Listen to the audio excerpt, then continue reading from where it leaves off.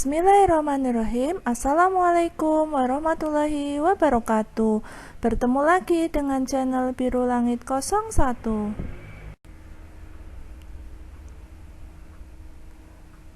Pada kesempatan kali ini saya akan membahas tentang bangun ruang sisi lengkung. Ini merupakan part kedua lanjutan dari part pertama yang videonya saya sudah upload kemarin. Ini merupakan materi matematika SMP kelas 9. Soal-soal yang saya akan bahas dalam video ini saya ambil dari buku Mandiri terbitan Erlangga halaman 23 sampai 28. Sampul bukunya berwarna biru, mungkin adik-adik ada yang punya.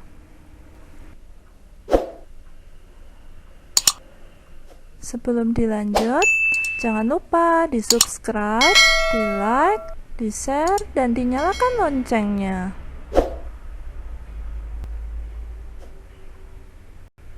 Baiklah, langsung saja kita akan membahas soalnya. Soal pertama saya ambil dari nomor 23. Sebuah tabung dimasukkan ke dalam sebuah kubus yang rusuknya berukuran 20 cm, sehingga dinding kubus dan dinding tabung saling bersinggungan. Volume daerah kubus di luar tabung adalah titik-titik centimeter kubik. Jawabannya sebagai berikut. Ada sebuah kubus, di dalamnya adalah sebuah tabung. Dinding tabung bersinggungan dengan dinding kubus. Sisi kubus panjangnya itu 20 cm, berarti diameternya tabung 20 cm, sehingga jari-jari tabungnya 10 cm. Lalu tingginya tabung itu sama dengan panjang sisi kubus, yaitu 20 cm. Nah, kita akan cari dulu volume kubusnya, itu rumusnya sisi pangkat 3. Sisinya 20, jadi 20 pangkat 3 hasilnya adalah 8000 cm3.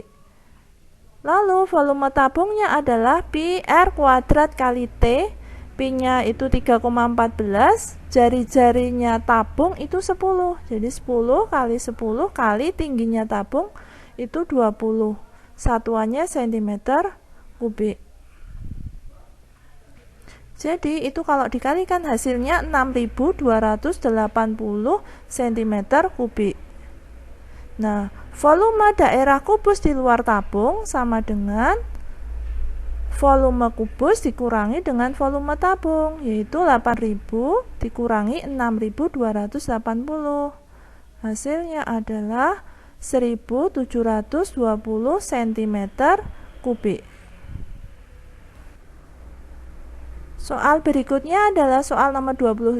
Sebuah tangki berbentuk tabung tertutup mempunyai volume 2156 cm3, sedangkan tingginya 14 cm. Luas seluruh permukaan tangki adalah titik-titik centimeter persegi. Jawabannya sebagai berikut. Saya tulis rumus volume itu sama dengan pi R kuadrat kali T. Kalau mencari R sama dengan akar dari volume dibagi pi kali T. Saya masukkan angkanya, volumenya adalah 2156 dibagi pi-nya 22/7 kali tingginya 14. Nah, 22/7 dikali 14 itu kan sama dengan 44. Jadi penyebutnya di situ 44.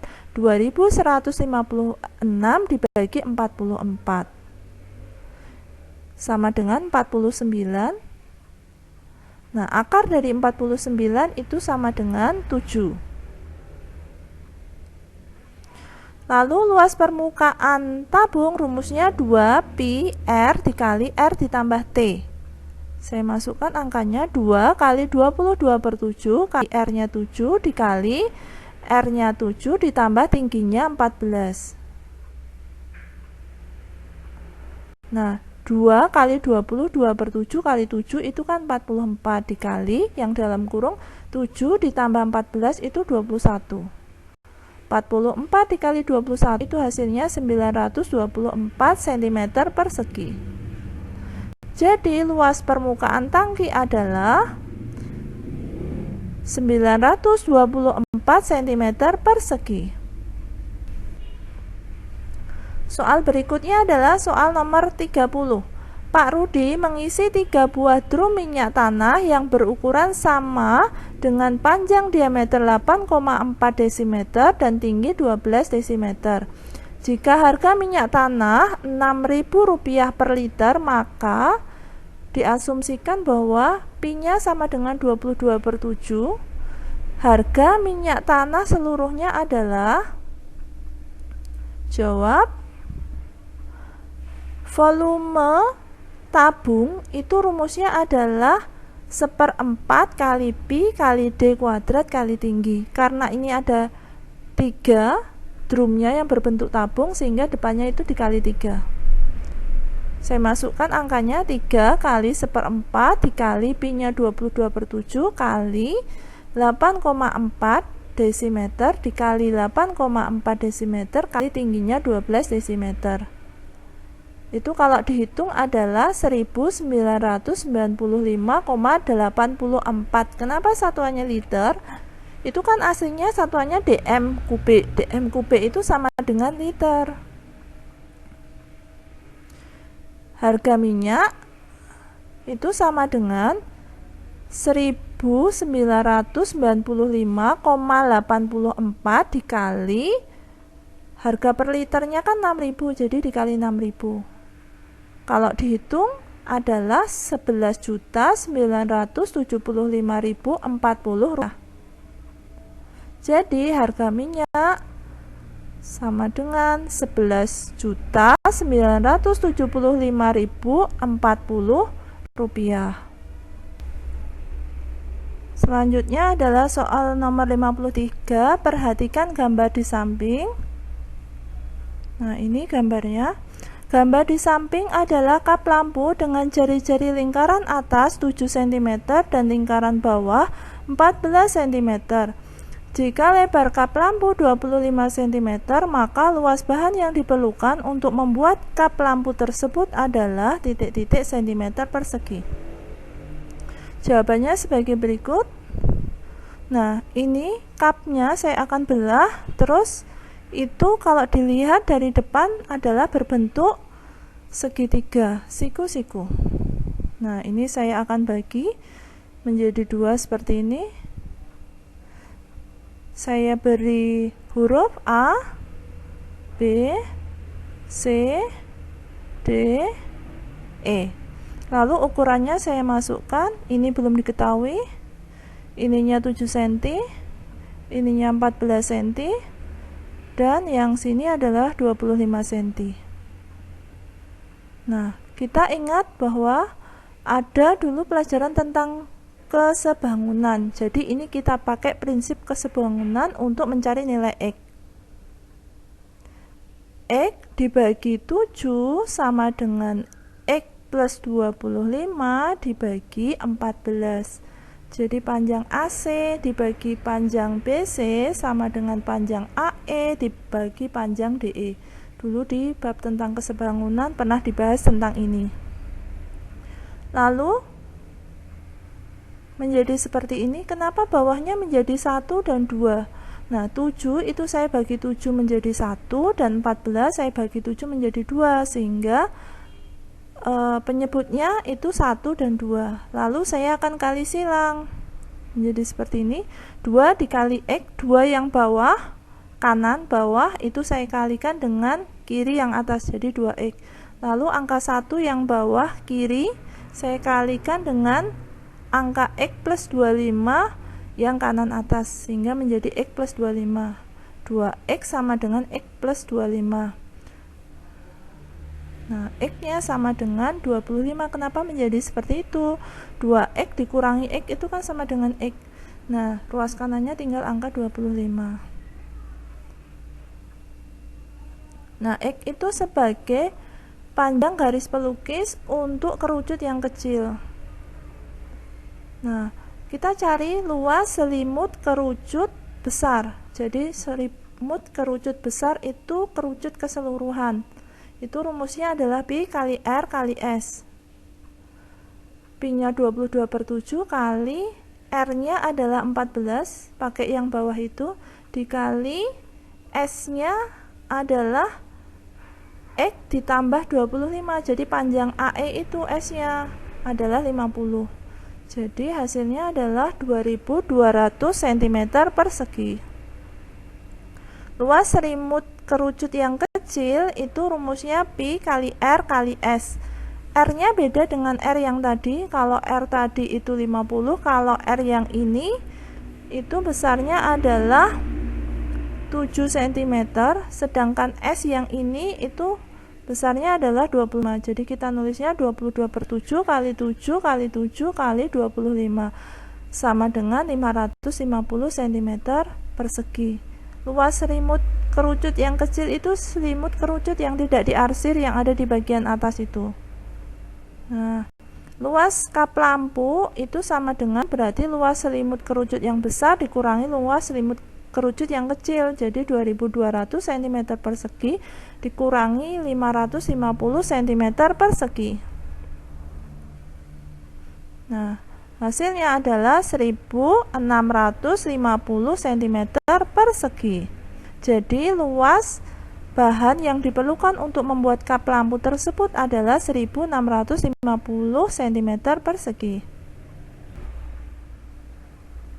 Soal berikutnya adalah soal nomor 57.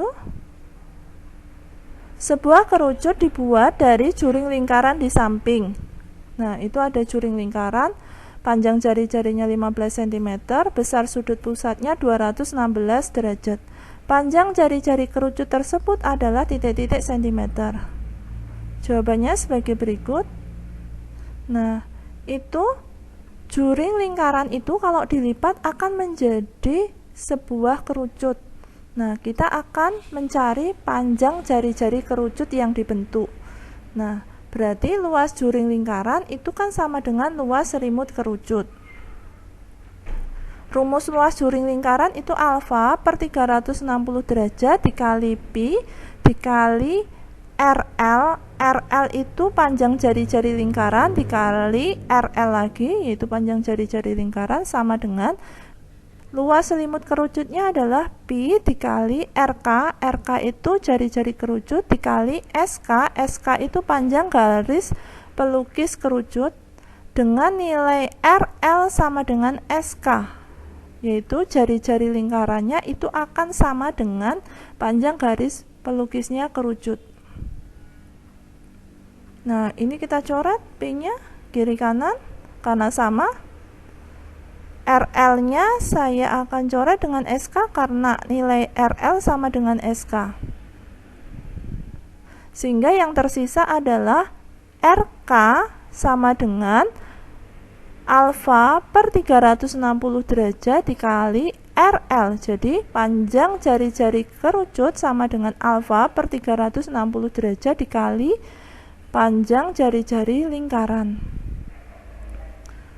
Alfanya itu besar sudut pusatnya 216 derajat per 360 derajat dikali RL-nya jari-jari lingkarannya 15 cm. Itu kalau disederhanakan 216 derajat per 360 derajat, kalau disederhanakan jadi 3/5 dikali 15 cm, hasilnya adalah 9 cm. Jadi jari-jari kerucut tersebut adalah 9 cm. Soal berikutnya adalah soal nomor 70. Perhatikan gambar di samping. Bangun di samping adalah gabungan antara tabung dan setengah bola. Jika tabung mempunyai diameter 14 cm dan tingginya 10 cm, maka volume tabung tersebut adalah titik-titik cm kubik. Jawabannya sebagai berikut. Kita cari dulu volume setengah bola, itu rumusnya 2/3 kali pi kali R pangkat 3 sama dengan 2/3 kali pi-nya 22/7 kali, karena diameternya 14 cm berarti jari-jarinya setengahnya 7 cm. Jadi saya nulis di situ 7 pangkat 3. Kalau dihitung hasilnya adalah 718,7 cm kubik. Volume tabung itu rumusnya pi R kuadrat kali T sama dengan pi-nya 22/7 kali jari-jarinya 7 kali 7 kali tinggi tabungnya 10. Satuannya cm kubik. Hasilnya adalah 1540 cm3. Volume bangun itu berarti gabungan dari volume setengah bola dan volume tabung. Jadi saya tulis di situ 718,7 cm3 ditambah 1540 cm3. Hasilnya adalah 2258,7 cm3. Soal terakhir yang akan saya bahas di video ini adalah soal nomor 85. Perhatikan gambar di samping. Sebuah tabung yang berjari-jari 18 cm mula-mula berisi air setinggi 14 cm. Kemudian ke dalam tabung dimasukkan sebuah bola logam berjari-jari 9 cm. Sehingga permukaan air naik setinggi T cm. Nilai T sama dengan titik-titik cm. Jawabannya sebagai berikut. T sama dengan volume bola karena yang dimasukkan ke dalam air adalah sebuah bola dibagi luas alas tabung karena air tersebut terletak pada tabung. Kita masukkan rumusnya, volume bola itu rumusnya 4/3 dikali pi dikali RB pangkat 3. RB itu jari-jari bola dibagi luas alas tabung adalah pi kali RT. RT itu jari-jari tabung dikuadratkan. Pi-nya saya coret karena sama. Lalu saya masukkan angkanya. T sama dengan 4/3 dikali R bolanya itu kan 9. Jadi saya tuliskan 9 cm kali 9 cm kali 9 cm dibagi jari-jari tabung itu kan 18. Jadi saya tulis di situ 18 cm kali 18 cm. Kalau dihitung itu hasilnya sama dengan 3 cm. Jadi air naik setinggi 3 cm. Demikian pembahasan dari saya. Semoga bermanfaat. Oh ya, seperti biasa di akhir video saya akan bagikan satu kutipan ayat suci Al-Quran sebagai bentuk dakwah saya sebagai seorang muslim. Buat teman-teman dan adik-adik yang menyukai channel ini, silahkan di subscribe, di like. Kalau ada pertanyaan silahkan dituliskan di kolom komentar. Terima kasih dari saya. Wassalamualaikum warahmatullahi wabarakatuh.